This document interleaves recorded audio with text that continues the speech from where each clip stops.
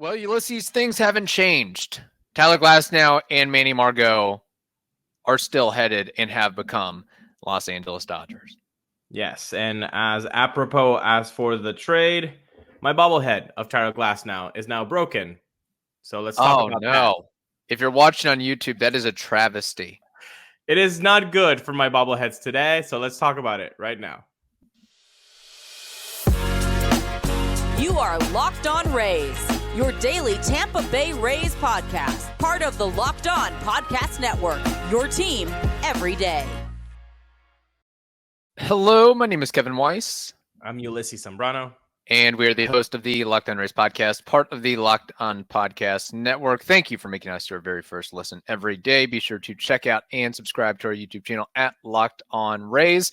You can also find us on X and Instagram at Locked On Rays and email us anytime. We love the mailbag questions and the voice memos. Preferred lockedonrays@gmail.com.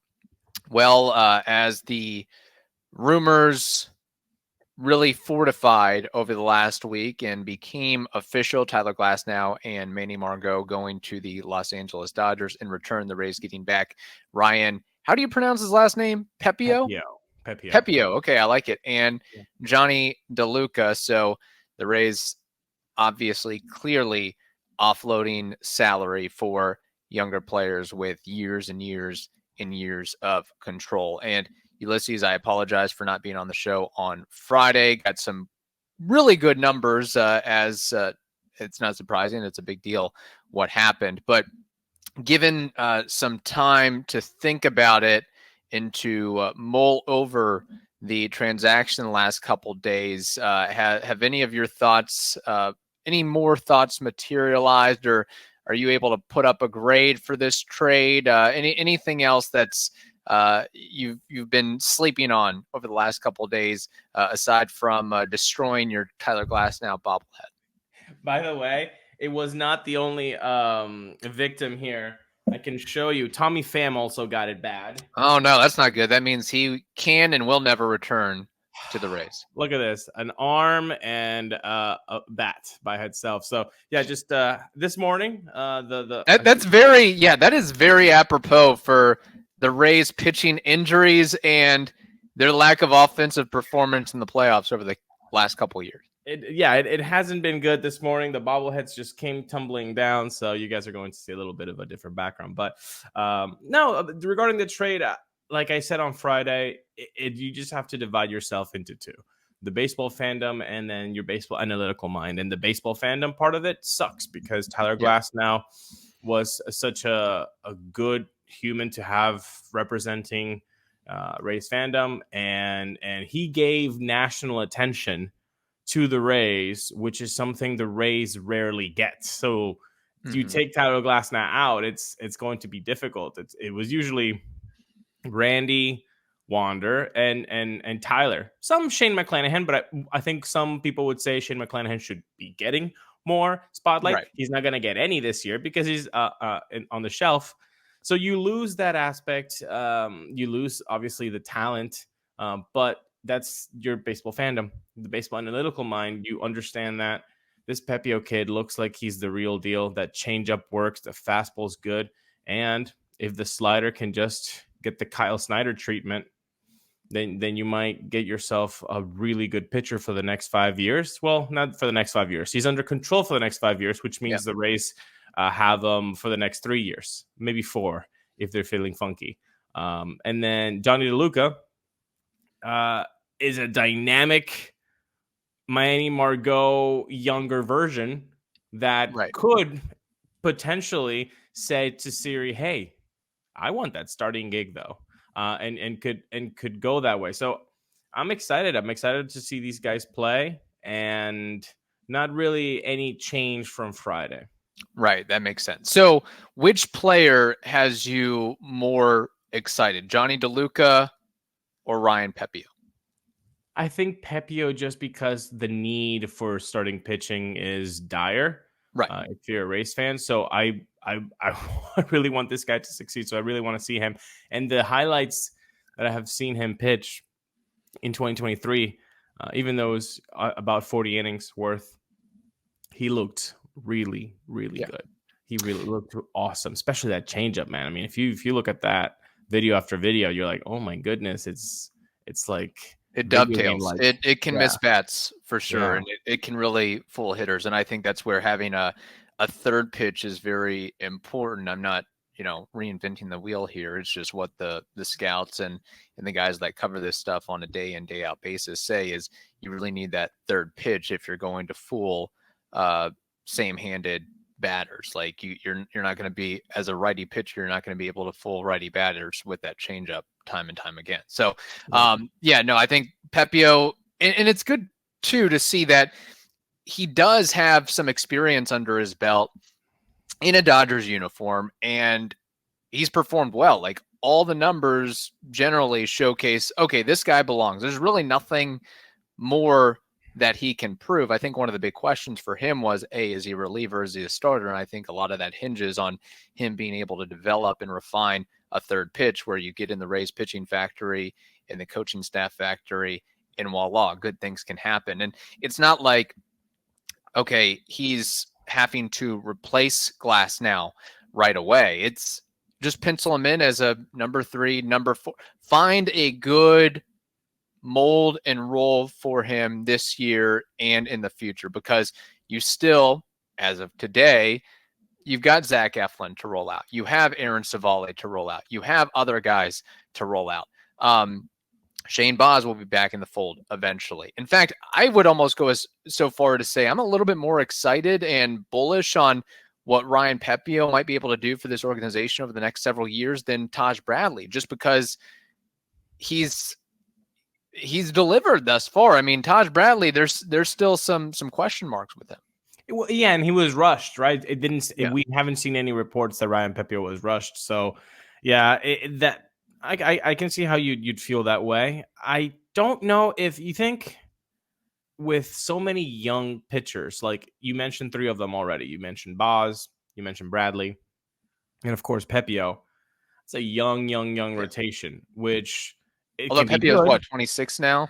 25, yeah, I think it's going to be 25 next season. So I mean, still young. Like they're not, veterans by any means. I mean, they're making Zach Eflin, dude, like just feel like the oldest man, and the guy hasn't even had his 32nd birthday. So he's our Charlie. He's this generation's Charlie Morton, evidently. My goodness, he has it bad. But you talk about young guys, but also dudes with injuries. Like, I don't know, man.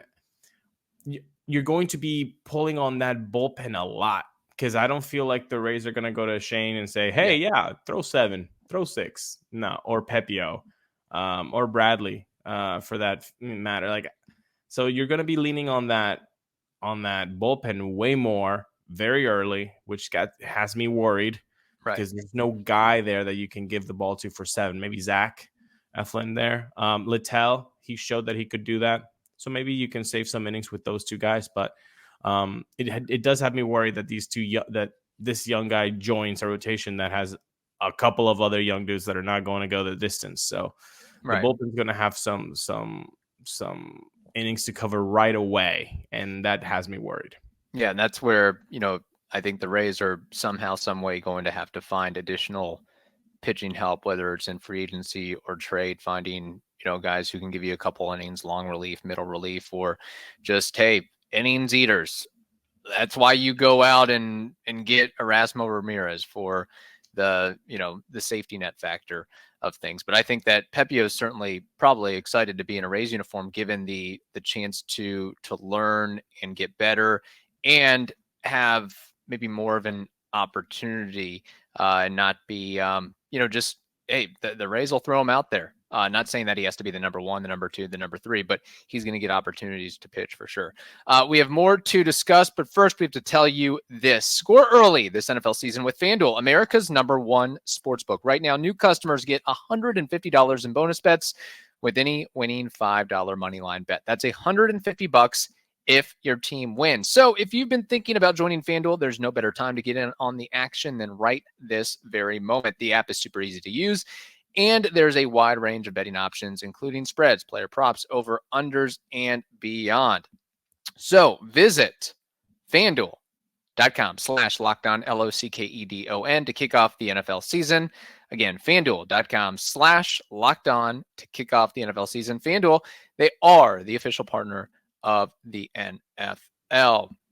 Now, I'll say this, the other player that was acquired from the Dodgers, Jonny DeLuca, I think he could really develop into a fan favorite for the organization. Maybe not to the extent of Randy Arozarena. I mean, who can really live up to that hype? But just the highlight reel grabs, the effort, the hustle, the athleticism, the bat control, the contact. He seems like a dirt bag type of player. Like by the end of every game, he's going to have his jersey dirty, and he's going to have some bruises and some scratches and maybe be a little bloody. Like he comes off to me as a legit chip on his shoulder guy, because I think he was a 25th round draft pick out of Oregon. And now again, he's had to fight and claw, scratch and grab his way to getting a major league opportunity, and now he finally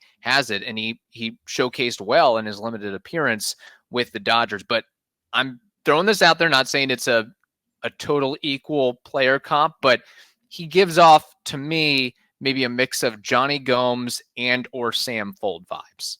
Ooh, I don't like I don't dislike the combination of those two guys, and that would make Jonny DeLuca. Also, I'll say this, and people can go down in the comments, see if it's right or not.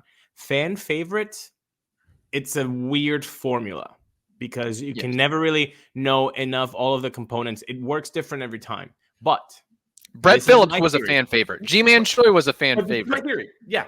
Yeah. If you look at, you just said one name that I was going to say. So my theory might be on the right track here. Okay. In order to be a fan favorite in any sport, there's one factor that I think is very important, and that's your name. If you have a snappy name, if you have a cool name, sounding name, people like you. Rocco Baldelli could have been, he was awesome as a player, but the name Rocco Baldelli makes you, I like that. I'm going to put Longoria. G-Man Choi, like these whole, like the names have to be snappy in order for you to pay attention. Randy Arozarena, like, oh my God, I've never heard that name. Like all of these things, it's a factor. And Jonny DeLuca, snappy name.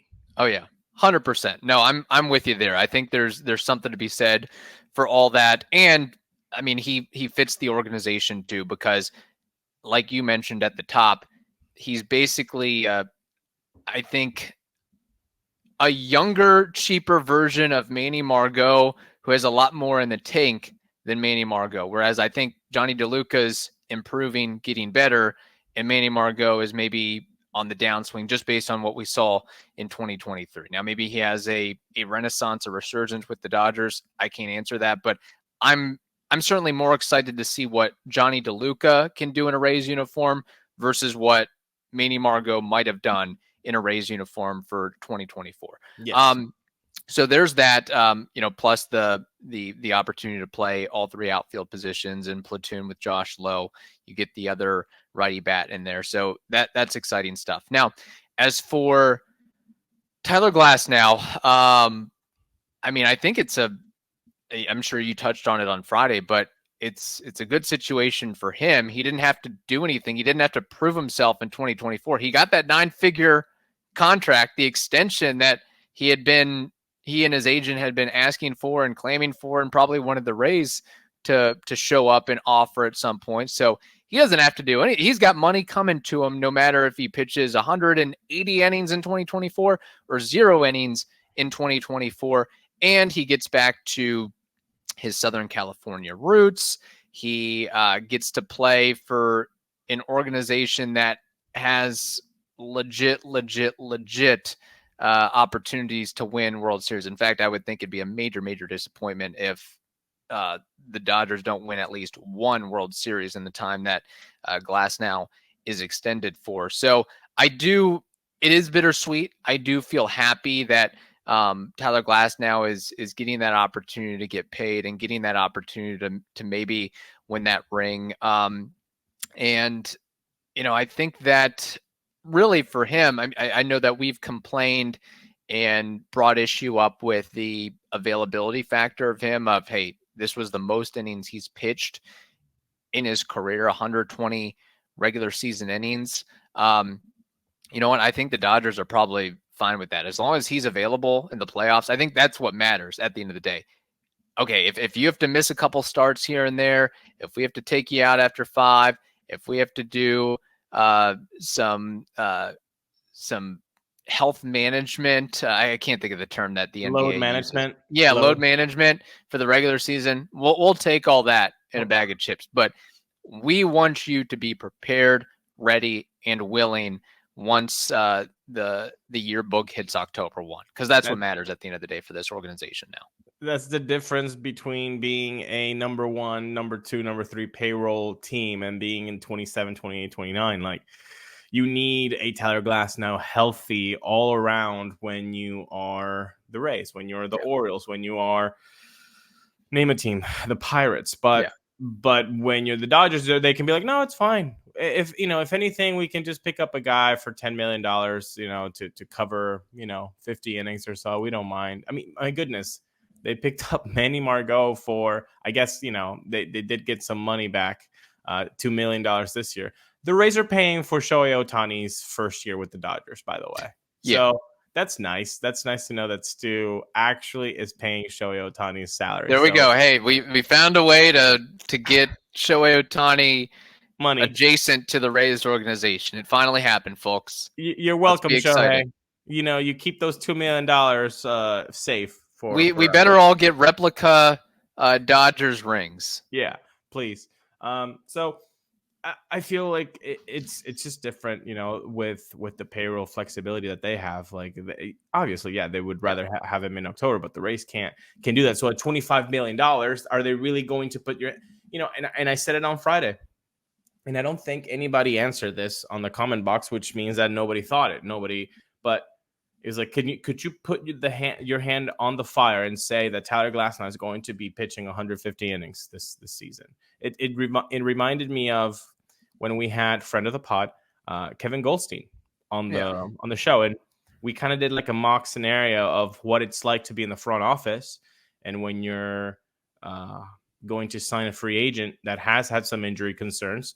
And he would just put us in this scenario where, okay, well, we're in the front office and we're saying, how many innings do you think he's going to go? 100, 120, 150 for this guy? And then you just go around the room and you say how much you're willing. And then after that, you look at the medicals and all that, and then you make an informed decision. But really, it's how many innings can you put up that, hey, he's going to give me X innings? Like, I don't know if you can. I don't know if anybody would feel comfortable saying 150 from Tyler Glasnow. Well, that's the thing. I mean, and that's why it probably made the decision easier for the Rays. I mean, if they weren't willing to pay Charlie Morton after his final season, if they were so gung-ho to trade Blake Snell, although I'm sure there were some other issues tied with that, like they've given up on pitchers who have done more or pitched more innings for a lot less money than Tyler Glasnow was set to earn in 2024. So, and it goes back to, man, were the Rays just posturing during their end of year press conference where Eric Neander and company said, yeah, we can run it back. We've got the flexibility to have a $125 million payroll. Was that just posturing to not totally show their hand of, oh my God, please, somebody's got to take Manny Margot. We got to get Manny Margot and Tyler Glasnow off the books, whatever it takes. I mean, if our best deal is a ham sandwich with spoiled cheddar cheese, okay, fine. But we under no circumstances are we paying them $35 million combined. I think they got about the best deal that they could, because I'm excited for Pepiot. I'm excited for DeLuca. Look, would we have wanted to see one of the Dodgers' top catching prospects or another top pitching prospects? Sure. But at the end of the day, you offload all that money off the books. You call it a salary dump, call it whatever you want. It is, I think, a win-win ultimately. I mean, the Dodgers just got stronger. I mean, they're the Monstars now. It's almost kind of a little bit disappointing and a little bit of a gut punch knowing that they could be so good. It's like, why even play out these seasons over the next coming years? But yeah, so clearly the Rays, they had ideations on offloading those salary. Whatever Neander and whoever else said in that press conference, that was not going to happen. Yeah, I mean, I don't think, to your last point, I don't think it has to be one or the other. I think it can be both. I think it can be a good trade and it can be a salary dump. I think it can be both. And I certainly think that it's both. It is most definitely a salary dump. And if Neander and company come out and say, no, it wasn't a salary dump. It was a salary dump. Is it a good trade? Looks that way. Did we get good players back? It looks that way. Yeah. Are we happy with the return and what it can possibly give us? Of course we are, but it's still a salary dump. So it can be both things. Now, with the Monstars thing, man, yeah, they look loaded, but they're probably not done either. They've got a lot more to do, or they've got a lot more that they can and maybe will do. I really hope they get Yamamoto. I cannot see Yankee fans being happy about Soto and Yamamoto. I can't stand it. I need Yamamoto to not be a Yankee. I don't care. Dodgers, so you'd rather him be a Dodger than be a Yankee? Oh, my goodness. All right. I understand that. Yeah. All right. That's fair. I want to hear people in the comments too. Where would you rather have Yamamoto, the Dodgers or the Yankees? Well, I think it goes back to that's why the trade also worked out. Not only the Andrew Friedman Rays front office connection, but hey, you are sending Glasnow to the West Coast. You're sending him to another league. Like, it's not like you're trading him intra-division or within the American League. So that helps stomach it a little bit more. But couple final questions here before we log off. This is a little bit of a cheeky one. Who pitches more innings in a Dodgers uniform for the rest of time, basically? Tyler Glasnow or Shohei Ohtani? Ooh, that's a good one. Because Tyler has about 5 years of a contract, right? Including this year? 5. Okay. I would put around 600 innings or so for Tyler on that. Now, Shohei has 10 years, but how many years does he have where he can do both? Mm-hmm. And he might be able to do both for the next 10 years, but maybe the pitching side of things is parceled down to the point of, hey, you're a new closer, bud. Yeah, he can just pull a Smoltz, right? Except that he would still be hitting dingers. I'm going to go with Shohei Ohtani just because of the length of the contract. That's fair, the length of the contract. No, I understand that. And he is we have to see what maybe more comfortable answering that question after seeing what Glasnow puts up this forthcoming season and what Ohtani puts up in his return season. So you know what? Like, not to be extra cheeky on your cheeky question, but could you not see Shohei Ohtani coming back next year? Like, not next year, but 2025 when he's able to pitch and throw just like, hey, he's ramping up. We want to take care of his innings. So, boom, at the end of the 2025 season, he goes 125 innings, which is more than Tyler Glasnow has ever pitched. Yeah. Oh, it could happen for sure. Yep. I could see that. I could see that. Well, that's why you get a $700 million contract with, 680 of it deferred or whatever, 650 of it, whatever. The majority deferred. Yeah. Okay, so that's one thing. And put it up in the comments. So you think pitches more innings in a Dodgers uniform for their career, Shohei Ohtani or Tyler Glasnow? Second thing is this. What do the Rays do next when we're inevitably on Christmas break and going into the new year, maybe shortly after the new year? Is it another trade? Is it, hey, Isaac Paredes, thanks for the memories. Hey, Randy Rosarena, thanks for the memories. Or is it actually going out and spending some money besides, giving Chris Davinsky a couple green Skittles? Is it going out and acquiring or trading for a catcher? Is it going out and acquiring, I can't think of the guy's name off the top of my head, but it's not Yamamoto, but it's another well-regarded Japanese pitcher, kind of, the dollar store version of Yamamoto, if you will. What's next? I mean, is there another salary dump here, or do they actually start adding some equity to the roster? Well, first, I really hope that, hey, Stu, hey, Eric, I know you're watching the show. Hit that like button, subscribe. Yes. I know you guys like to be ghost around here, but you can like and subscribe. Please don't do anything the last week of Christmas, early New Year. We're gonna try to take some time off. So if you can just hold off on major things, that would be great. Yeah. We're gonna leave Locked On Rays family with good content, of course, but pre-recorded. So right. Please hold off. But when you start to get your motor going in January, I think you have to look at the catching position. I really think that you need something. I mean, Alex Jackson and Rene Pinto are basically mirror images of each other. One just has major league time. Rene Pinto is in the Venezuelan Winter League.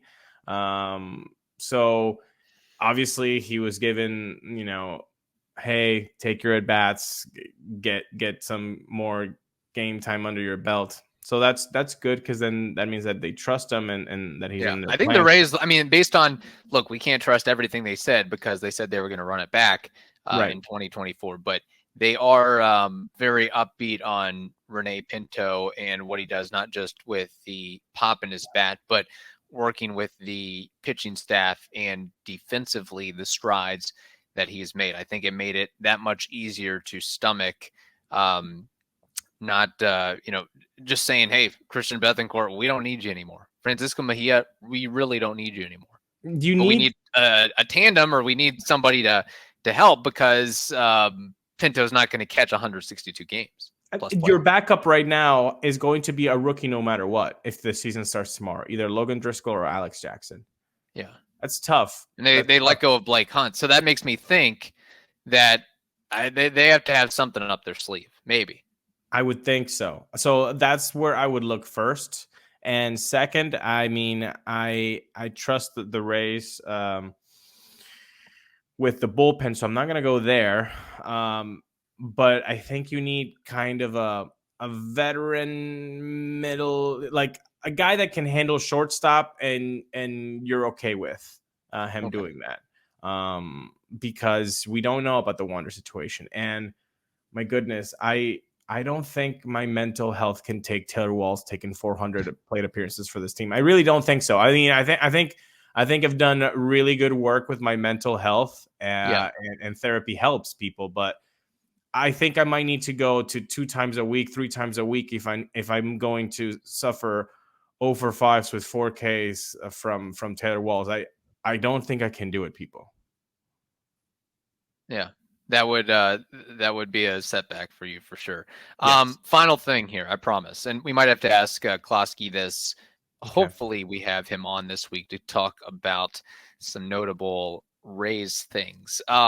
Would you have rather had this deal of Tyler Glasnow and Manny Margot for Ryan Pepiot and Jonny DeLuca, or Tyler Glasnow and Manny Margot for, I know this name was brought up multiple times over the last several weeks, Brendan Donovan and maybe, some throwaway prospect?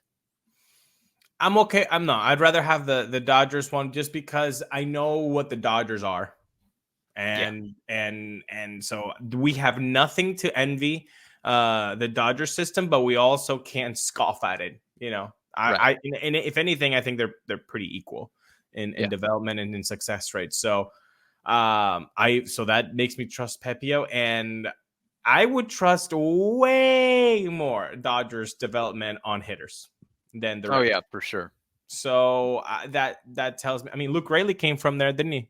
And look what he did, pulled up when he had some time. So Jonny DeLuca gives you time. And also listen to the fandom on X.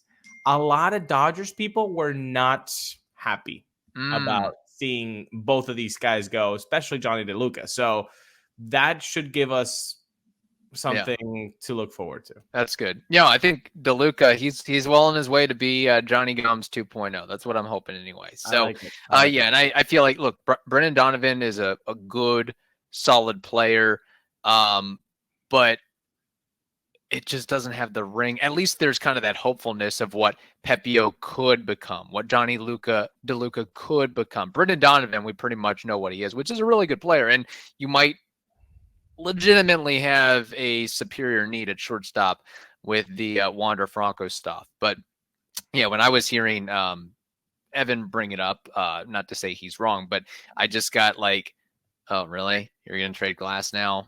Exactly. Else for Brendan Donovan. That's the move. That's the deal. That doesn't really get me excited at all. But you watch a couple highlights of Pepiot, you watch a couple highlights of DeLuca, and it's like, okay, we might have something on our hands here. Exactly. So yeah, just wanted to throw that out as well. All right. I think we wrapped it up. Good wishes to Manny Margot and Tyler Glasnow. Oh my gosh, that bobblehead is just massacred. You just sliced that head off. Oh boy. I just bad floating shelf, man. Bye, Tyler. That's not it's like a voodoo doll now. Man, that's not a good omen for what he could do in a Dodgers uniform. God, let's hope not. Let's hope he stays healthy. Yeah. He's a cool guy. Yeah, for sure. All right. Hope you all have a wonderful day. Stay safe, and we will talk to you on Wednesday.